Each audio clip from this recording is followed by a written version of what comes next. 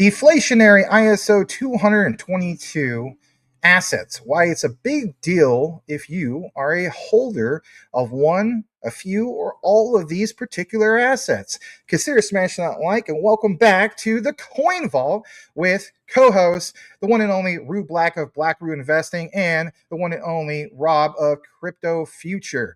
We're going to get into all of it in the Coin Vault. So number one, let's address some things, and it's basically the findings. And I think it's great. Shout out to our brother in space who we have collaborated in the past with, which is Smoke.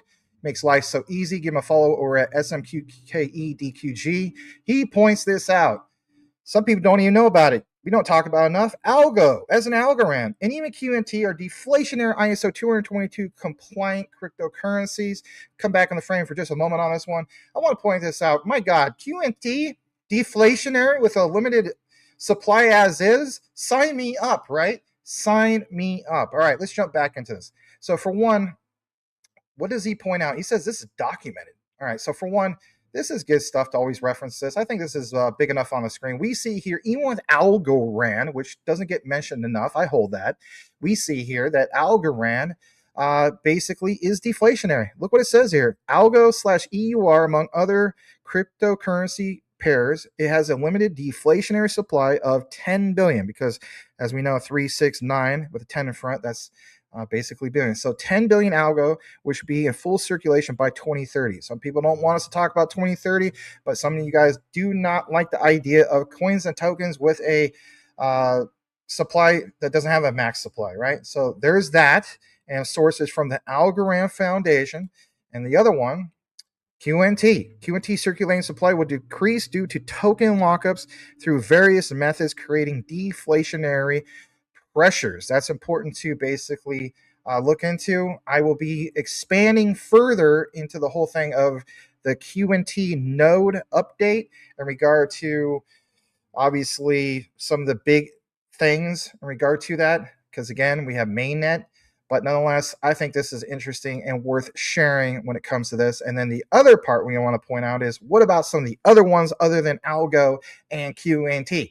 Well, it says here, deflationary ISO 222 compliant cryptocurrencies even include XRP, IOTA, and XDC. There's a lot of misinformation about XDC. Some people point out that it doesn't have a max supply. It does have a max supply. You need to look more into that and do more of your own research. But deflationary equals every time the token is used, a small portion is permanently burned, which is true, reducing the total supply, increasing scarcity and its value over time. This is documented. And if anything, let's pull this up as well. We'll blow this up on the other screen so you can see it a little bit better. And we see here the features of the Ripple crypto system. And I believe this is from a Russian document. I remember doing collaborations with Smokey pointing some of this out. And we see here at the same time, Ripple acts as a central bank. And more importantly, cryptocurrency is of a deflationary value. They point out specifically XRP, 0.40 1 XRP is burned at each next transaction. XRP cryptocurrency is not only the settlement tool for the Ripple crypto system, it's the company that works with both other cryptocurrencies and fiat money. And if anything, what about the other ones that we mentioned? Well, we're going to address that. We also see here basically one of the projects that we don't talk about enough, probably should, I hope, IOTA. Bottom part, references from IOTA.org. The initial gas price would be set to 1,000 nanos per computation unit. 1 nano equals 0. A bunch of zeros, 1 iota, which translates to around 0.005 iotas for an average size transaction. And on top of that, we also see here, let's pull this up as well. Basically speaking, yes, what about XDC? Well, this is XDC distribution and token economics. We drop it down to here. We see the total supply of XDC is capped at 37.5 billion tokens, making it a deflationary asset. Boom, right in the documentation in the long term. The network burns a small amount of XDC with each transaction, gradually reducing the total supply over time. Notable partnerships have strengthened XDC networks. I would agree. Position in the market, including collaborations. Obviously, they're always going to point out R3 quarter. Can you blame them? It's still valid. It's still there. Enterprise blockchain platforms and global trade finance institutions. The project has also gained regulatory recognition, with XDC becoming ISO 222 compliant, a standard for electronic data interchange between financial institutions. Of course, that's always important to basically point that out. And then the last part, I think this is good to share this as well, is this area right here. And some people are basically pointing out a lot of stuff. I don't want to share this. Sometimes we share community news. 3 tokens name: Deflationary ISO, Burn on Use, Supply Shrinks Forever, Most see list. You see the real survivors selected. Yes, the old world ends with scarcity engineered. The new begins with rails that never fill. You felt the final alignment. So basically, let's come back in the frame. We have covered this recently, and if anything, Brad Garlinghouse gives it a 90% chance that we get basically clarity by April. What would it do for things that are deflationary for our ISO assets? Whoever wants to take it first, want to get some of your thoughts in regard to all the findings. I'll go if you're not going to, Roy. I figured I'd be quiet, give you an opportunity. You can go first. Hey, I'll go, baby. I'll go. Okay, so Algorand, first off. Well, actually, you know what? Let me go backwards here. The clarity, 90% chance by Garlinghouse by April. We've talked about this a lot in the past. I've talked about, you know, how I think that there's an outside chance of it not happening. I'm not going to get into that today because I do lean towards it happening by April. My only caveat would be it's going to be great for crypto long term. Great for crypto long term. But I think too many people are going to expect some kind of parabolic run immediately, and that's just not going to be the case. That's okay. That's okay. Just don't expect a parabolic run. Big picture, it's going to be great if you're one of the people that's going to allow time for your investments to mature. And the ISO coins are most definitely good investments, in my opinion. You guys know me, you know Max, you know Rue. We hold a lot of these coins, a lot of these ISO projects. I'm guilty about sleeping on IOTA, though. I used to hold IOTA in 2021. I haven't held it in a long time now, but that doesn't mean that it's not a great project. It's not going to do well. It's my fault because I sleep on it so often, but you know, you can only look at so many coins at a time. But in terms of the deflationary aspect of these ISO coins, here's the thing, guys. The partnerships and collaborations when it comes to their ecosystems, this is why we harp on, this is one of the reasons we harp on these kind of things. And because every once in a while you get someone in the comment section and they're like, well, who cares about a partnership if it doesn't do anything to the price immediately? Well, we care about it because the more, I'm gonna use Jasmy as an example, even though it's not an ISO coin, okay? But the principle is sound. Jasmy is a gas token for the ecosystem, right? Similar to these other coins. They're the gas token for their ecosystem, right? They're being used. You have to use the coin. And the more transactions, the more tokens get burned. Therefore, the more projects that migrate or launch inside their ecosystem, the more of the coin gets used, the more coins get burned. Deflationary, right? You kind of get, it's a domino effect, right? And it can only get bigger and bigger with the right kinds of projects. So in saying that, yes, I got to agree with you too. I'm going backwards with everything you talked about here, Max. But Quant tokenomics and it being deflationary at the same time. I mean, we're talking about 14.6 million coins. That's it, man. That is it. And on top of those absolutely phenomenal tokenomics with 100% of the supply in circulation, you're going to tell me that it's deflationary on top of that? Where do I sign up? Where do I sign up, right? And finally, Algorand. Algorand. Slept on by a lot of people. One of my favorite layer ones that slept on, I remember a couple of years ago when they lost their primary TVL provider in the ecosystem. I think it was like 2022. I made a video talking about it and how a lot of people had abandoned it at that point. They're like, oh, it's Algorand's dead. It was like 8 cents. I was buying the heck out of it at 8 cents because I think Algorand is a phenomenal project. Definitely slept on. It is one that I personally hold for full transparency. Same with Quant. So yeah, I mean, you can't beat the ISOs in my opinion. And now that we have, honorary mention Zebek falling under that category, let's go, baby.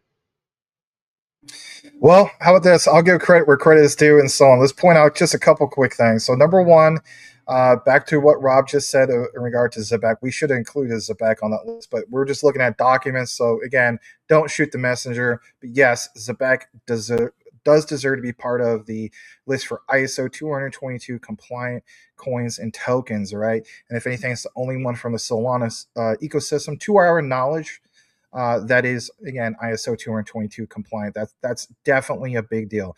The other thing I want to, yes, and they're also finishing off their last token unlock, and they're going to be doing burns still with the profits from the cards. So deflationary there too. Very great point. On top of that, Rob did mention the whole thing that basically speaking, that Jasmine is not an ISO token. It's not an ISO 222 compliant token. However, it is an ISO token with ISO 27001, and that's a different particular standard that basically means IoT. And I believe, if I'm not mistaken, you guys could tell me on this, but I'm pretty sure IOTA is both 27001 compliant and 222 compliant. So just wanted to state that. If anything, Rue, I know that you had some notes. I saw you writing down some stuff. So by all means, we definitely want to get your take on some of the findings. Yeah, I'm really high on Algorand as well. Algorand and the Overledger, you can definitely find those on Pipe Dream. Shout out to my guy Maximus on that. So they can be using these APIs. I think Algorand is pretty much very underrated. They did a Spaces and they are partnered with Zabek. And one of the things that came out of that Spaces is like Algorand's tech is so good, they can use them in order to do things with earned wage income that they couldn't do with any other project. So I thought that really spoke volumes about Algorand's tech. And they say that they solve like the blockchain trilemma. And around the world, you see these ISO coins in ETFs and ETPs around the world. Algorand, Stellar, XRP, IOTA, like across the board, all the ones that have been ISO standards for years, you see them in ETFs and ETPs across the world. What that says to me is companies understand, especially the biggest companies in the world, the richest companies in the world, understand that these are deflationary, understand that they have a use case moving forward, and understand that this deflationary aspect of them is going to continue to make them valuable over time. So a lot, and many of these ETFs and ETPs are staking ETF and ETPs. So they're literally generating money, passive income with them as well. So yeah, I'm high on everyone that you mentioned there, both IOTA, Algorand, Quant, Stellar, XRP. I think they have a bright future ahead, to say the least. Absolutely. You have some closing comments in regard to everything, Rob? Oh no, I think I made my case pretty clear in my like 7-minute rant. All right. Well, fair enough. I will leave you guys with this then. My own closing thoughts. Oh my gosh, really? You normally don't do that. Well, I will this time. Guys, ladies and gentlemen, basically speaking, do you always find it interesting that Brad Garlinghouse has been quoted a few years back saying that he humbly thinks that 90% of cryptocurrencies will go away? Now, will that be by 2030? It makes you wonder about the ones that are not ISO 222 compliant. Because when we look into the documents, which we have, whether it's here on Coin Vaults or independently on our own channels, it seems as though consistently ISO 222 is referenced, and it is a big deal whether people think it is not. Understand that international standards organizations and the protocols behind it do hold weight. Again, shout out to our brother Rob. If you're going to be going to Japan, which he did, or if I'm going to be going to Europe, which I am in the future, I have to respect that my plug that I plug into that outlet overseas might not work. Well, if that's the case, wouldn't that also apply to protocols on the internet? Of course.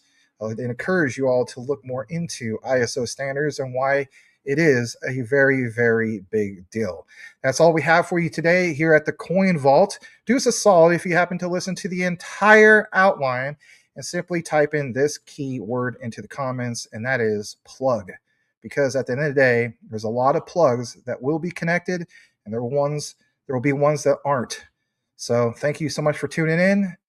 May the Lord bless you all. We'll see you guys on the next video. Over and out. Peace.